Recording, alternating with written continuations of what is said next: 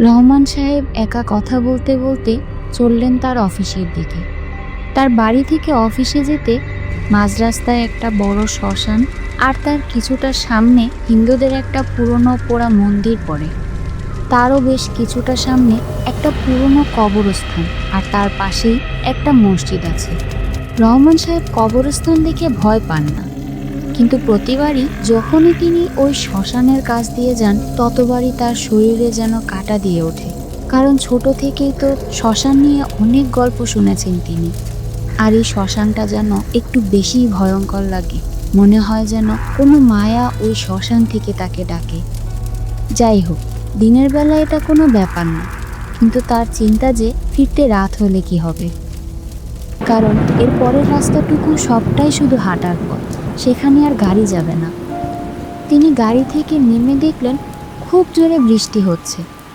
দোকানির সাথে গল্প করতে করতে এক কাপ চা খেয়ে বৃষ্টিতে কাক ভেজা হয়েই বাড়ির পথে হাঁটা শুরু করলেন রহমান সাহেব।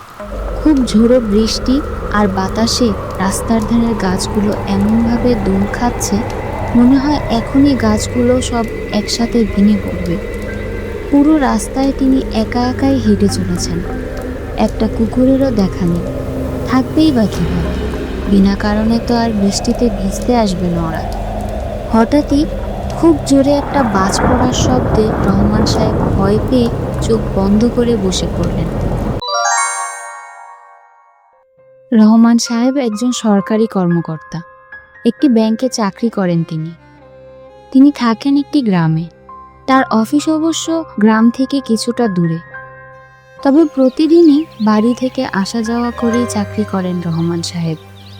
আসা যাওয়ায় একটু সমস্যা তার সবসময় পোহাতে হয় বটে, তবে কি আর করার। পিতৃসূত্রে পাওয়া বাড়িঘর বউ বাচ্চাকে রেখে দূরে থাকাটা তিনি পছন্দ করেন না, তাই প্রতিদিন কষ্ট করে যেতে হয়। আজ রহমান সাহেবের ছুটির দিন, তবে একটু আগে জানতে পারলেন জরুরি মিটিং রেখেছে অফিসে। তার জন্য তাড়াহুড়া করে তৈরি হয়ে বের হন তিনি। অনেক বেলা হয়ে গেল। হুট করে এই বেলা 12টার সময় মিটিংয়ে ডাকা কোনো কাজের কাজ হলো বাপু? বুঝি না এদের কাজকর্ম। এমনিতেও সারা সপ্তাহে একদিনও ছুটি পাই না, এখন আবার ছুটির দিনেও এই অসময়ে মিটিং ডাকলো। বাড়ি ফিরতে যদি সন্ধ্যা হয়ে যায় তাহলে তো গাড়িও পাবো না, তখন কি হবে? রহমান সাহেব একা কথা বলতে বলতে চললেন তার অফিসের দিকে। তার বাড়ি থেকে অফিসে যেতে মাঝ রাস্তায় একটা বড় শ্মশান আর তার কিছুটা সামনে হিন্দুদের একটা পুরনো পোড়া মন্দির পড়ে। তারও বেশ কিছুটা সামনে একটা পুরনো কবরস্থান আর তার পাশেই একটা মসজিদ আছে। রহমান সাহেব কবরস্থান দেখে ভয় পান না, কিন্তু প্রতিবারই যখনই তিনি ওই শ্মশানের কাছ দিয়ে যান ততবারই তার শরীরে যেন কাঁটা দিয়ে ওঠে। কারণ ছোট থেকেই তো শ্মশান নিয়ে অনেক গল্প শুনেছেন তিনি। আর এই শ্মশানটা যেন একটু বেশি ভয়ঙ্কর লাগে। মনে হয় যেন কোনো মায়া ওই শ্মশান থেকে তাকে ডাকে। যাই হোক, দিনের বেলা এটা কোনো ব্যাপার না, কিন্তু তার চিন্তা যে ফিরতে রাত হলে কি হবে। বেশ ভালোই হলো, 12টার আগেই পৌঁছাতে পারলাম। কি ব্যাপার ভাই, 12টায় না মিটিং? সবাই আসে নাই কেন এখনো? না স্যার, এখন সবাই আসতে পারে নাই। আর আপনি জানেন না, মিটিং এর টাইম তো পাল্টানো হয়েছে।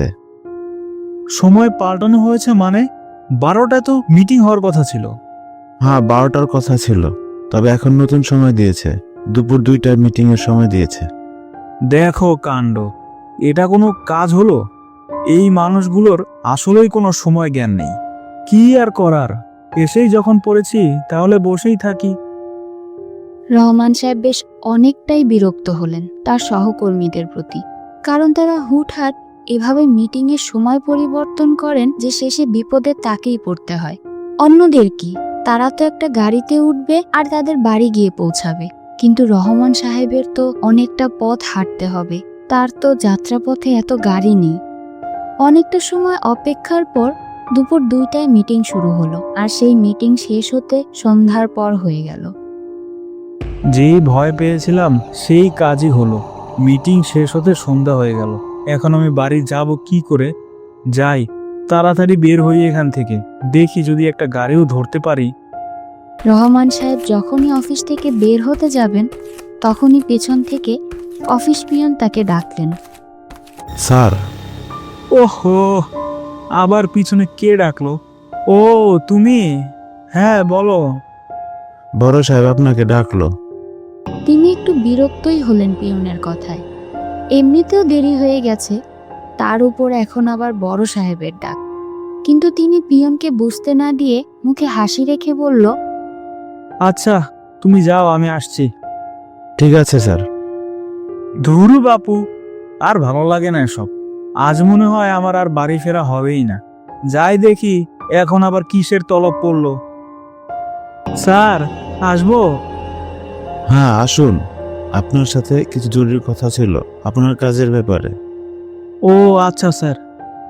রহমান সাহেব তার স্যারের সাথে কথা বলতে বলতে রাত 9টা বেজে যায়। অবশেষে তিনি বাড়ির পথে রওনা হতে পেরেছেন। এর মধ্যে আবার আকাশে মেঘও ধরেছে, ঠান্ডা বাতাস বইছে, মনে হচ্ছে খুব জোর বৃষ্টি হবে। এই পরিবেশের মধ্যেই অফিস থেকে বের হয়ে খানিকটা সামনে এসে গাড়ির জন্য অপেক্ষা করতে থাকেন তিনি।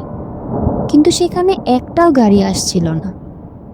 অনেকক্ষণ পর একটা ছোট বাস আসলো, আর ততক্ষণে রহমান সাহেবের সাথে আরো কয়েকজন দাঁড়িয়েছিল গাড়ির অপেক্ষায়। এমনিতেও বাহিরে হালকা বৃষ্টি হচ্ছে, তার উপর অত রাতে গাড়ি না থাকায় সেই গাড়ির চালকও দ্বিগুণ ভাড়ায় তাদের একটি নির্দিষ্ট জায়গা পর্যন্ত পৌঁছে দিতে রাজি হলো। কোনো উপায় না পেয়ে দ্বিগুণ ভাড়া দিয়ে গাড়িতে উঠে পড়লেন সবাই। কিছুক্ষণ পর গাড়িটা রহমান সাহেবের বাড়ি থেকে বেশ কিছুটা দূরে তাকে নামিয়ে দেয়, কারণ এর পরের রাস্তাটুকু সবটাই শুধু হাঁটার পথ, সেখানে আর গাড়ি যাবে না। তিনি গাড়ি থেকে নেমে দেখলেন খুব জোরে বৃষ্টি হচ্ছে। হাঁটার রাস্তাটা একদম কাদা মাটিতে ভরপুর, সাথে আবার পানিও জমেছে। এত ঝড় বৃষ্টির মধ্যেও রাস্তার পাশে চায়ের দোকানটা এখনো খোলা। এটা দেখে রহমান সাহেব সেদিকেই এগিয়ে গেলেন। কি ব্যাপার হাসান ভাই, এখনো দোকান বন্ধ করেননি যে? এই ঝড় বৃষ্টির মধ্যে আর কতক্ষণ বসে থাকবেন? এই তো ভাই, বাড়ি যাওয়ার জন্য তৈরি হচ্ছিলাম, এর মধ্যে এমন বৃষ্টি শুরু হলো যে আর যেতে পারলাম না। তা তোমার এত দেরি হলো কেন আজ? আর বলো না ভাই, অফিসে কাজ অনেক বেশি ছিল, সেগুলো শেষ করতে করতেই দেরি হয়ে গেল। আর এখন যে বাড়ি যাব তারও তো কোনো উপায় দেখতে পাচ্ছি না। যে ঝড় বৃষ্টি শুরু হচ্ছে, কিভাবে যে বাড়ি যাব? আচ্ছা, আজ খুব ক্লান্ত লাগছে, এক কাপ চা দাও তো, খেয়ে শরীরে শক্তি ফিরাই। এই ঝড় বাদলের মধ্যে অনেকটা পথ হাঁটতে হবে, শক্তি না হলে হবে নাকি? চা দিচ্ছি, তবে একটা ভালো বুদ্ধি দেই ভাই। আজ রাতটা না আমার দোকানে থেকে যাও, অনেক রাত হয়েছে, রাস্তার অবস্থা ভালো না, যে বৃষ্টি হচ্ছে খুব তাড়াতাড়ি থামবে বলে মনে হয় না। আর তোমার সাথে তো ছাতাও নেই, এর মধ্যে এত রাতে ওই পথে যাওয়াটা ঠিক হবে না। না ভাই, কিছুই করার নেই, বাসায় আমার জন্য সবাই অপেক্ষা করছে, না ফিরলে ওরা খুব চিন্তা করবে যে। ঠিক আছে, দেখো যা ভালো বুঝো। দোকানির সাথে গল্প করতে করতে এক কাপ চা খেয়ে বৃষ্টিতে কাক ভেজা হয়েই বাড়ির পথে হাঁটা শুরু করলেন রহমান সাহেব।